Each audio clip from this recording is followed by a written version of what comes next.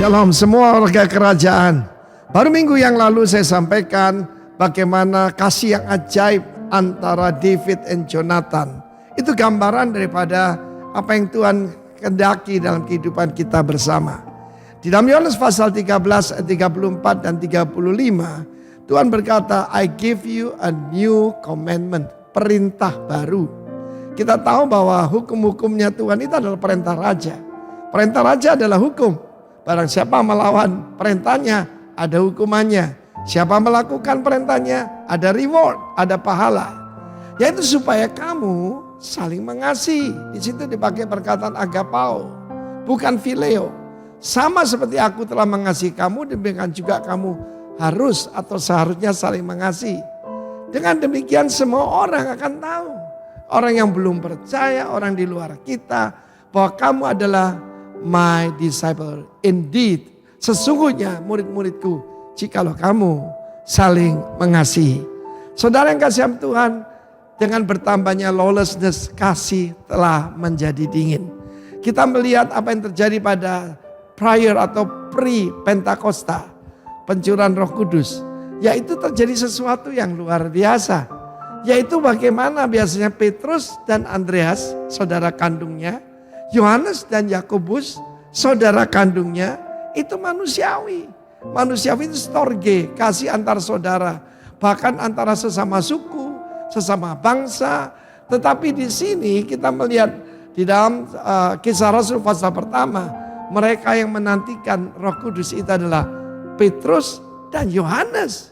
Dan kemudian kita melihat dalam selanjutnya Kisah Rasul 3 dan selanjutnya, mereka yang biasa saling bersaingan dan mengatakan siapa yang lebih hebat. Sebelum Kristus yaitu disalibkan, bahkan mereka itu ribut siapa yang paling hebat daripada mereka. Tetapi apa yang terjadi ketika mereka mengenali siapa Kristus sesungguhnya, bahwa dia adalah ilahi. Pada zaman dimana bilang Yesus bukan Yahweh, Yesus bukan Juru Selamat. Dengar ini saudaraku, dia memberikan perintah yang baru. Kita disebut orang-orang kelompok Injili, ya.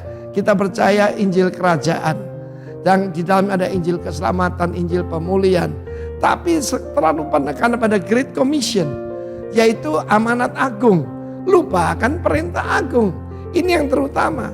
Seluruh dunia kita berpikir kalau orang lihat mujizat, orang percaya kita murid Tuhan, belum tentu. Sebab Yanes dan Yambres yang melawan Musa juga melakukan mujizat-mujizat palsu, saudara.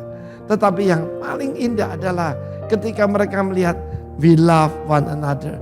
Tidak selalu gampang seperti saya katakan, mengasihi Tuhan gampang, mengasihi manusia tidak gampang, saudara. Kita melihat bagaimana Kain dan Habel saling membunuh, Esau hendak membunuh Yakub, ya Yusuf dibenci, saudara. Mereka ingin membunuh dia. Cuma pertolongan intervensi Tuhan, dia akhirnya dijual sebagai budak. Tetapi saudaraku, di dunia yang penuh hatred, yang penuh dengan rasialisme, ketika kita saling mengasihi, gereja Tuhan itu tidak ada batas ras, suku, golongan, tidak ada, saudara. Karena Yesus telah menghancurkan semua tembok pemisah antara Yahudi dengan Yunani, antara orang berpendidikan dengan orang barbar. Tidak ada perbedaan. Love one another, ini perintah Tuhan, bukan anjuran. Dan bukan cuma phileo, bukan cuma storge, tetapi agapao.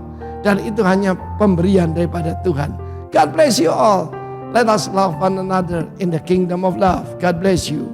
Amen.